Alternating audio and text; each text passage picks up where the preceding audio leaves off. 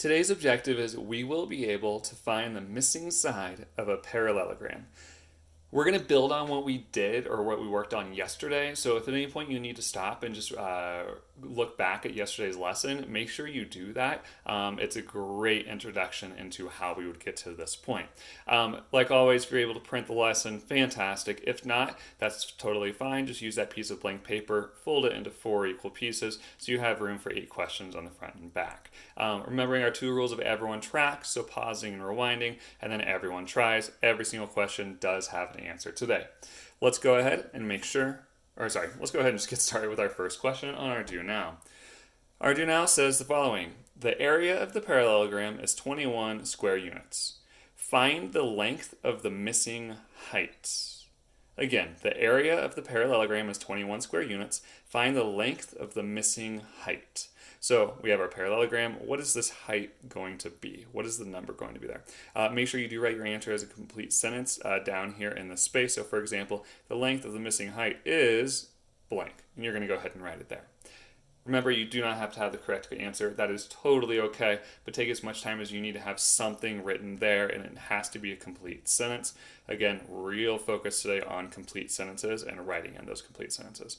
Go ahead and pause and resume when you're ready. Pausing in the next 5, 4, 3, 2, and 1.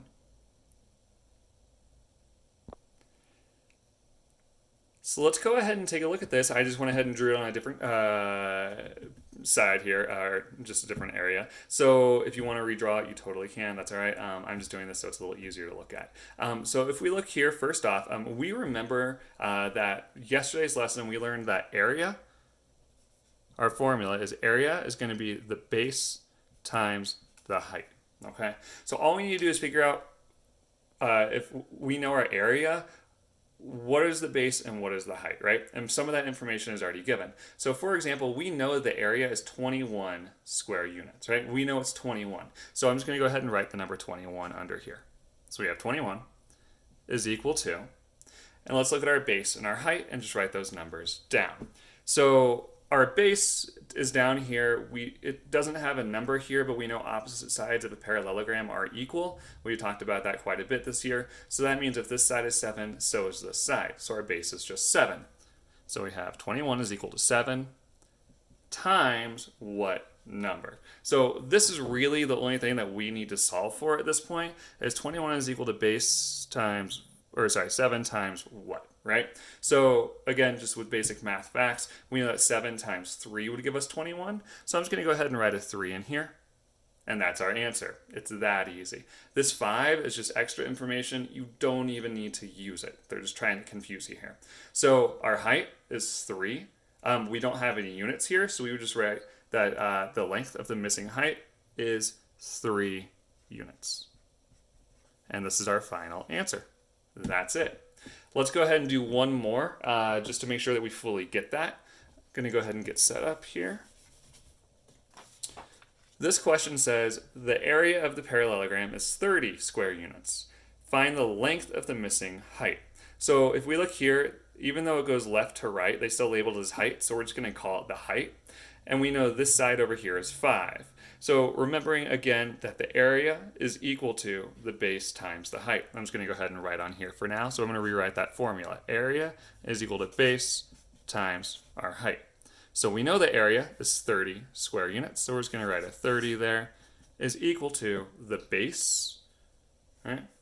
And we will call this the base here just because they call it the height. It's okay. Even if we just rotate it, it still gives us the same answer or the same number. So we have a 5 times the height, which is we don't know.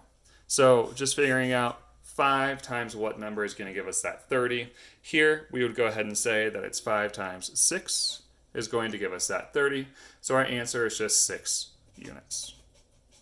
So the height is equal to 6 units. And of course we would use a complete sentence here by saying the length of the missing height is 6 units. Go ahead and take a minute here to go ahead and type in your full complete sentence of your answer.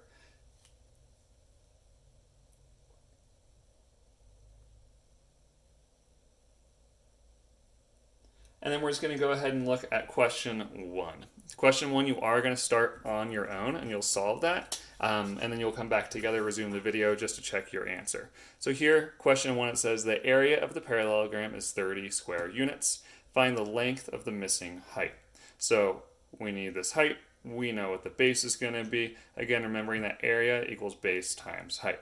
Go ahead and pause and then resume when you're all set and ready to go over this answer. Pausing in the next 5, 4, 3, 2, and 1.